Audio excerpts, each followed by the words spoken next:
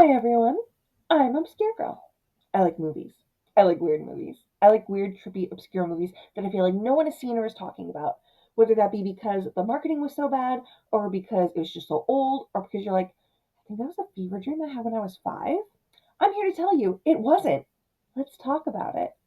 So, we are in the middle of spooky season, y'all. It has begun. I have declared it, and I am deciding that September is Scooby Doo month. And partly because of that is because September is also my dad's birthday. And growing up, there were two main things my dad and I used to agree on, and that was cooking and Scooby Doo. And so this episode in particular is for my dad because when I started doing this, I wanted to cover the three main eras of Scooby Doo movies. And I feel like that was the classic OG movies, the 90s resurgence, and then the straight to streaming and DVD movies that we have today. I've covered the last two, so it's finally time to cover an OG classic. This is going to be Scooby Doo Meets the Boo Brothers from 1987, which finding out that this was made only in 1987 uh definitely messed with my head. If you had asked me, I would have sworn it was from the 60s or 70s. Like it is an old-fashioned animation style, like classic Scooby-Doo, but there's no white in their eyes. It's just skin with black dots. The animation is definitely some old school stuff, very, very classic Hanna-Barbera, which Scooby Doo obviously was. But I definitely thought it was older than it actually was. But this was at a time too when the Scooby Doo movies uh, were just Shaggy, Scooby, and Scrappy Doo. And I'm also gonna just throw it out there now. I liked Scrappy. I know I'm in the minority, but I genuinely liked Scrappy Doo as a character. I named my first dog after him. It's so much worse because I didn't name my first dog Scrappy. You know how Scrappy Doo always goes, ba-da-ba-ba-ba-ba, puppy power. Um, I named my first dog Power Puppy. Also, Power Rangers were really big back then, but yeah, that yeah. So I know a lot of people hated Scrappy. I get it, but I loved him. When I found out that a lot of people hated Scrappy Doo, I was genuinely confused. So just going in, this is the standpoint I'm taking with this. And one other major thing that I will say about this movie is it is chaotic. This movie is 90% chaos, 10% treasure hunt.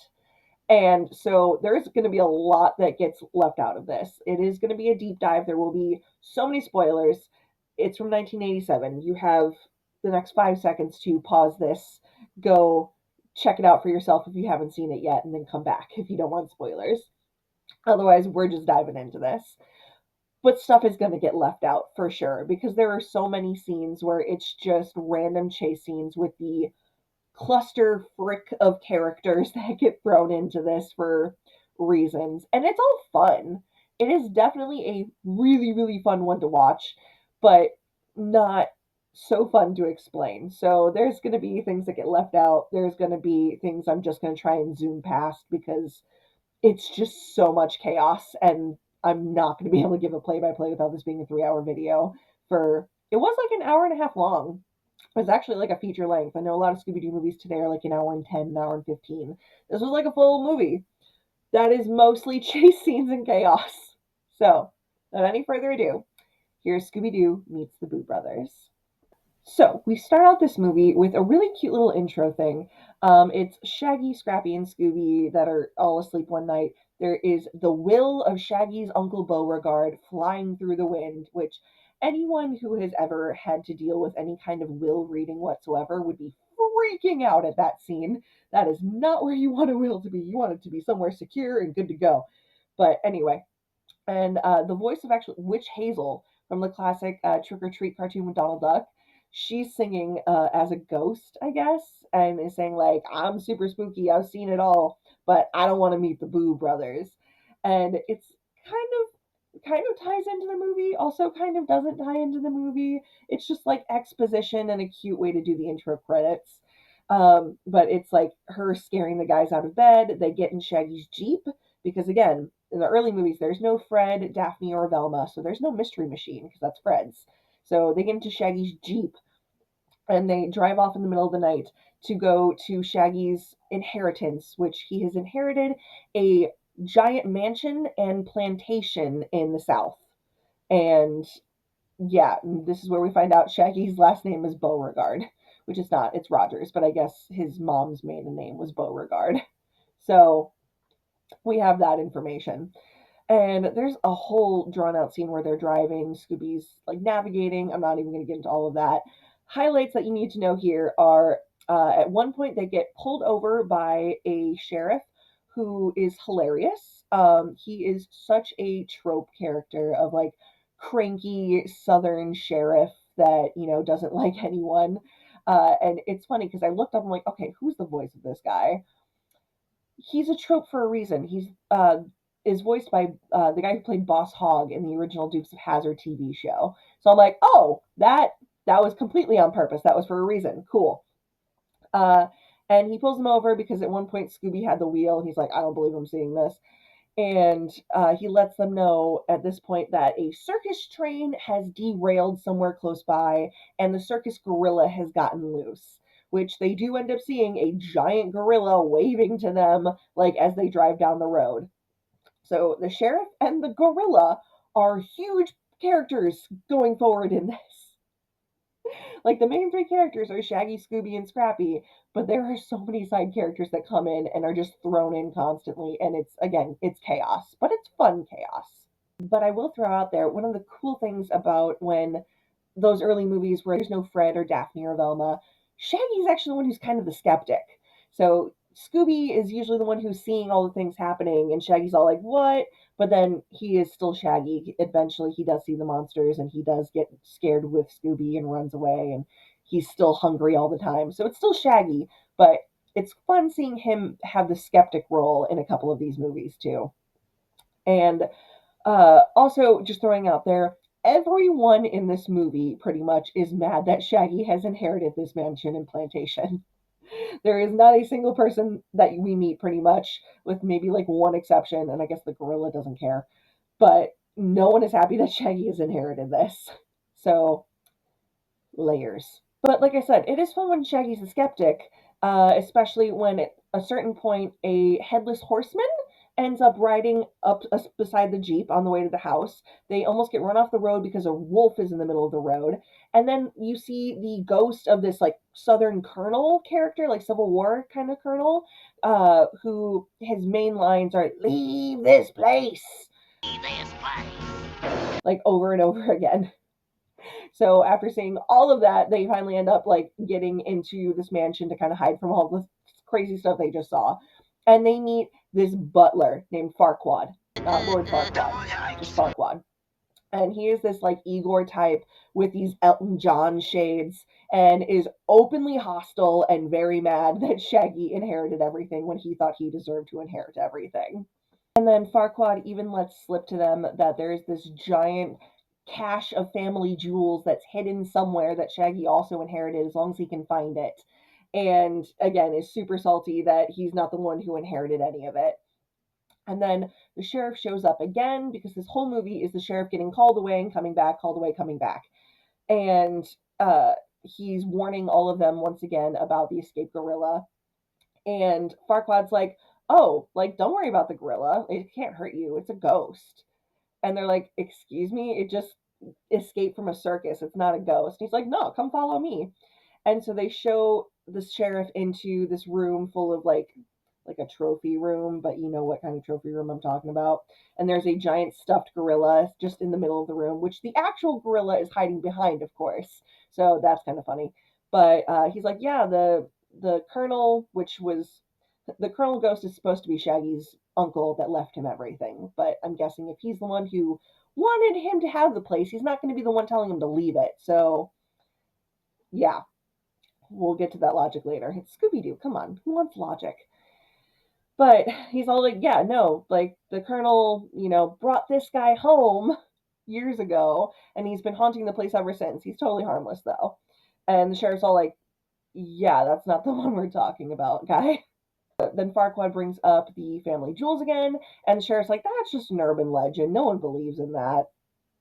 But the sheriff is like, this place is super haunted though, and I wouldn't want to stay here. So like everyone is trying to scare Shaggy and them away. Scrappy, of course, is super excited and wants to be there. Shaggy's like, I'm out. I don't care what's going on here. Like, I'm out of here. And Farquaad is like super happy when he hears Shaggy doesn't want to stay. He's like jumping up and down, and this ring falls out of his pocket with a giant bee on it that Scrappy ends up like swiping. And they try to leave, but Shaggy's Jeep gets sucked into quicksand and is gone. So they're stuck staying there for the night. They see inside the ring that it says for my nephew Shaggy. So they're like, oh, maybe there's something to this family jewels thing. And they end up having to stay the night anyway. And they try and go to sleep, but the place is actually super haunted. So that is one thing about this movie. There are, of course, the masked ghosts that need to be unmasked, but there's a bunch of real ghosts in here too. There's, a candle that won't get blown out. The clothes are walking all over the place. Like, it is genuinely haunted as well. And so they end up looking through the yellow pages, trying to find ghost exterminators, because there's exterminators for everything, right? And there is a really cool Easter egg in this that I really do enjoy. Scrappy finds the page for ghost exterminators in the yellow pages, and they have a clearly what's supposed to be Ghostbusters Easter egg where it's obviously the same ghost but has an X over it instead of like the circle with the line through it. So that was pretty funny. But they also have Ajax Ghost Exterminators, which, if you know, is from The Lonesome Ghost, which is another classic Mickey like spooky Halloween short where him, Goofy, and Donald are Ghostbusters, which is it's my second favorite. Trick or Treat's my favorite. Lonesome Ghost is definitely my second favorite, though. It's so good. So I really like that they had those two little Easter eggs right there, but they end up calling the Boo Brothers. And they ask, how Could you fast come can we right get over? here? And they One fly right out sec, of the phone. Because the Boo Brothers man. are ghosts exterminating other Crazy, ghosts. Monsieur? What's this Mercy Monsieur stuff? This is a French telephone. So this is where we meet Miko, Frico, and Shriko, the three Boo brothers, which are basically the Three Stooges. Like they have all the slapstick, they're constantly smacking on each other. They even do that nyuk nyuk like laughter. They are the Three Stooges, and I'm not mad about it because it's a fantastic like dynamic that they have. It's really really funny. They're just total hams, and it is Scooby Doo meets the Boo brothers. They are, important. However, most of the story, you could totally take them out and it would be the same movie. But they are an absolute delight, and I'm happy that this is the movie that it is. So, continuing on. But they bring out this tiny demo ghost to demonstrate just how proficient of ghost exterminators that they are. Except this little thing gives them so much trouble. This is one of the first scenes of pure chaos. Just, they're chasing them all over the place. It's absolutely insane. And as this is going on, there is a knock at the door where we meet Sadie Mae Scroggins, My name is Sadie Mae Scroggins. who is basically Ellie Mae Clampett. Pigtails, Daisy Duke shorts, the tied up like plaid shirt, and she is immediately in love with Shaggy. She's the girl next door, except of course it's from a feuding family, which we find out very quickly afterwards, because once we've declared she is totally smitten with Shaggy, her brother Billy Bob shows up, who perpetually has a shotgun. No matter how many times these shotguns get bent, get broken, whatever, he perpetually has a new shotgun in every single scene he's in. But he establishes, like, you're a Beauregard, like, we've been a feuding for nigh on 75 years. It's just so ridiculous and funny. And anytime Shaggy goes outside now, you got Billy Bob and whatever the rest of the Scroggins clan are. You never see any of the other ones. There's just gunshots aimed at Shaggy constantly. So most of the movie, he cannot go outside without being shot at. It's ridiculous and so fun. So after going outside where he's been shot at, he runs into that Colonel Ghost one more time that's all, leave this place. And Sadie Mae has declared to her brother Billy Bob that she wants to marry Shaggy, and he's not having it, obviously. Shaggy and them just finally go back inside and like, you know what, I'm starving. Because of course they are. They're them. So they go to the kitchen, and as soon as they get to the fridge, the Boo Brothers are inside the fridge and they have eaten just about everything. So that's kind of hilarious. Like, they still haven't even caught the demo ghost, but they're just like, you know what, we're going to help ourselves to the entire kitchen. And so Shaggy's like, get back to work. And Scrappy's like, maybe there's some ice cream in the freezer. And once they open the freezer, they see this giant diamond in the ice rack along with the scroll. That is the first clue that is leading them to the treasure of all of the family jewels. Because the uncle knew flat out he had all these enemies and all these people that wanted to get at those jewels. So he organized a little treasure hunt for Shaggy to be able to find them, where hopefully his enemies couldn't. Now, I'm just going to throw out there right now, there is one massive flaw with this plan, which is every single time Shaggy and the guys read a clue, they read it and solve it out loud, where they are perpetually being listened to by someone, whether it's Farquaad, whether it's the sheriff, whether it's one of the ghosts. Someone always hears every single time they solve one of these riddles. It's a formula. It is funny, but it is a little like, guys, shut up. But the clue tells them to go outside and look up and look for the part of the house with its knee out. So they go outside, are immediately being shot at again. The gorilla's chasing them. This is another one of those chaotic scenes. But there are also bricks just openly falling from the roof of this house, where it's like, oh, you don't want roof damage, buddy. That's a rough one. But so another chase chaotic scene. The gorilla's coming after them, but then one of those bricks bonks him on the head and knocks him out. And the guys realize that the part of the house with its knee out is the chimney. So they have to climb onto the roof to the chimney to find the next clue. And they do. However, now there is a skeleton ghost, which is a skeleton with this big old purple cape that comes up the chimney basically and tries to swipe the clue from them. And they end up grabbing onto the diamond and the clue and everything, but the skeleton chases them off the roof. So they are now hanging off the side of the roof, only to be helped by the Boo Brothers that don't help that much because they still end up falling off the roof anyway. But they're fine. They're fine. Even though we were super scared they were going to fall off the roof and they ended up falling off the roof anyway, but it was okay.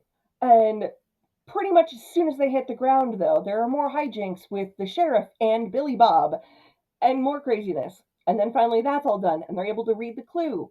And then they end up getting chased by the gorilla and the skeleton ghost and then Billy Bob. And then they get to go inside now.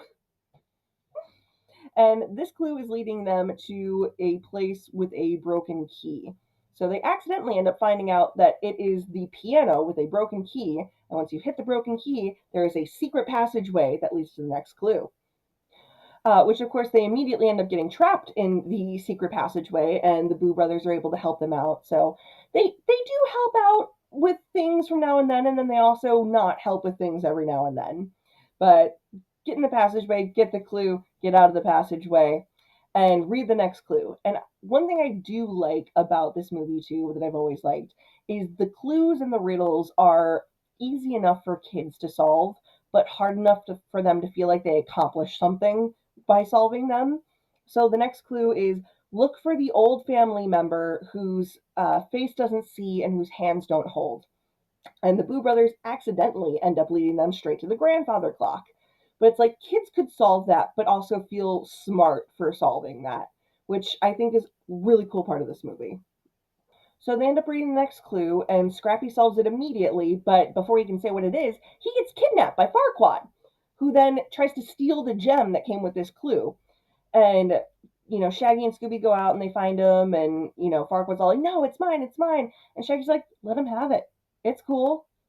We're going for all of them. He can have one lousy diamond, which saying one lousy diamond is kind of hilarious, but there's like these giant, like, ridiculous sized diamonds that they're finding left and right. It's just really funny. But once again, they say out loud that the next clue leads to the attic. So, of course, the skeleton ghost hears them, and when they're looking in the attic, the skeleton ghost finds them. And this time, the skeleton ghost makes off with the necklace that came with the clue and ends up disappearing through what we immediately find out was a trap door in the attic. So they're like, oh, okay, that's how he was able to just kind of like disappear into the floor. There was literally a trap door right there. So he goes, maybe there's no real ghost here after all. And then the Boo Brothers immediately come out of Shaggy's shirt and is kind of funny. And then the Colonel Ghost ends up showing up, and then there's more stuff with the gorilla, and then there's more stuff with Billy Bob as they find out that the next clue leads to the cellar. So, of course, as soon as they leave where they're at, they end up getting chased by literally everyone. And then we get to the next part. And here we end up seeing Farquaad, who has the necklace. And Scrappy immediately sees the necklace and swipes it back. And they're all just like, okay, so Farquaad was the ghost in the attic. Case closed? And the fact that they're also just letting this guy stay here after he's been openly hostile left and right. They've caught him stealing. He kidnapped Scrappy. He is clearly was the ghost in this last scene. They're just letting him still hang out. So, like, you inherited everything and you're his boss now, right, Shaggy? Okay. Anyway. But in the cellar, they end up finding a giant cannon and cannonballs, which I'm like, okay. And they find this meat cellar where they find the next clue in a fake hollowed out ham. But before they can even read it, one of the cannons just comes up to them by itself, and there's this whole like fake out there's a couple of blackout scenes where it's like, okay, there was supposed to be commercials here.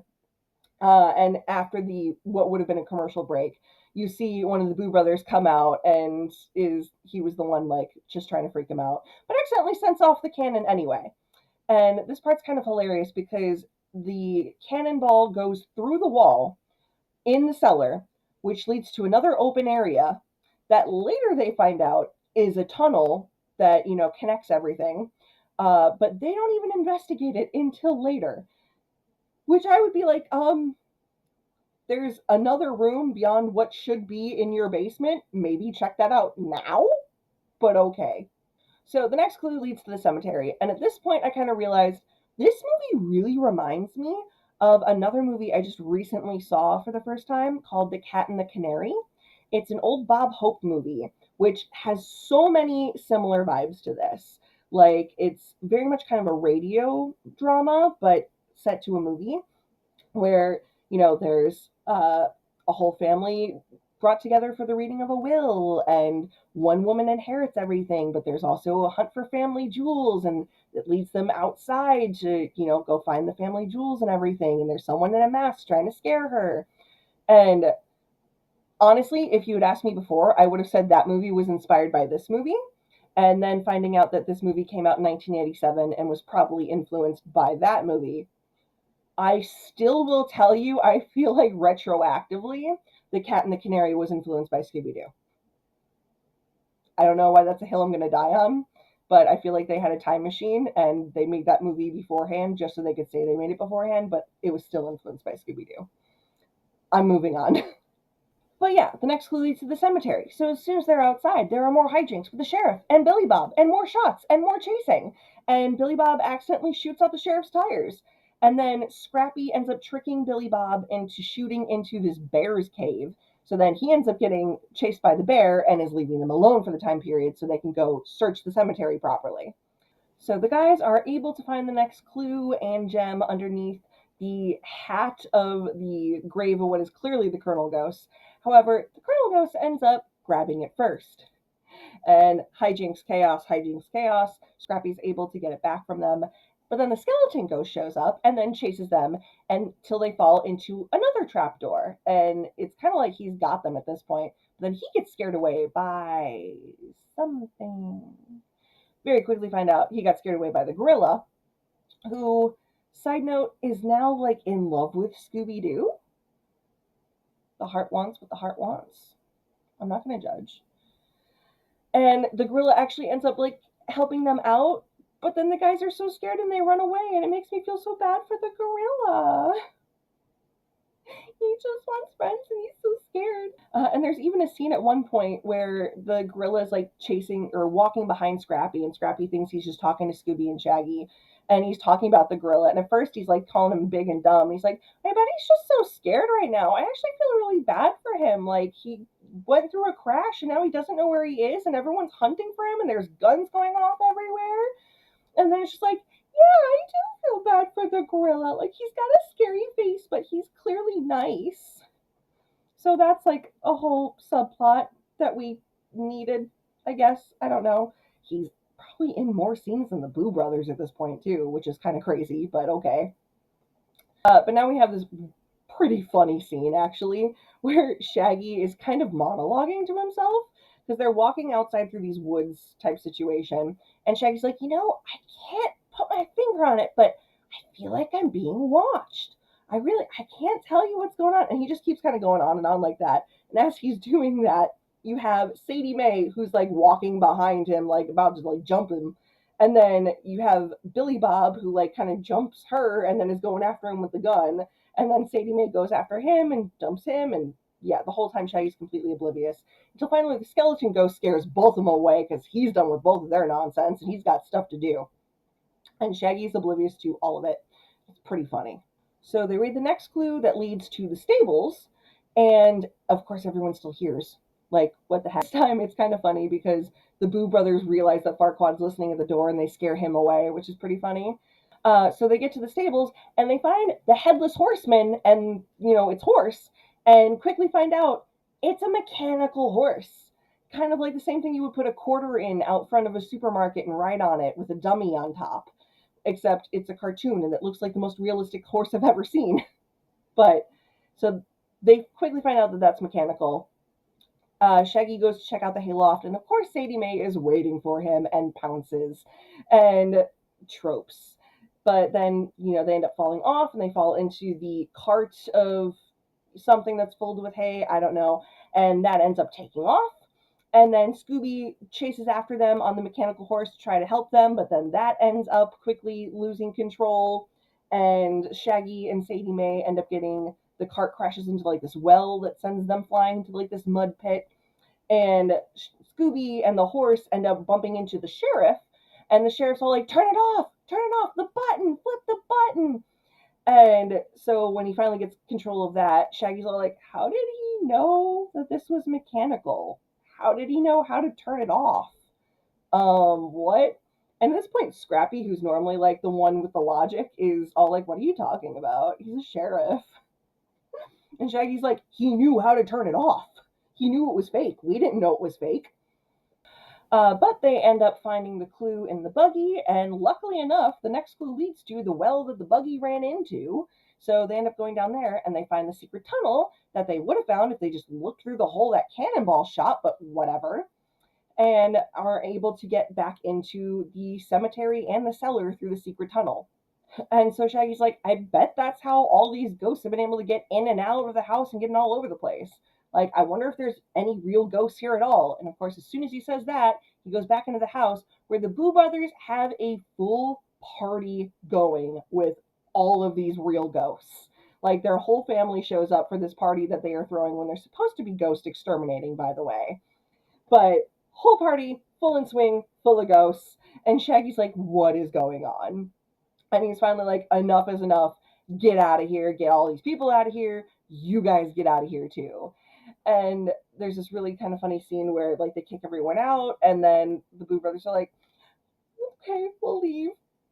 We're orphan ghosts. And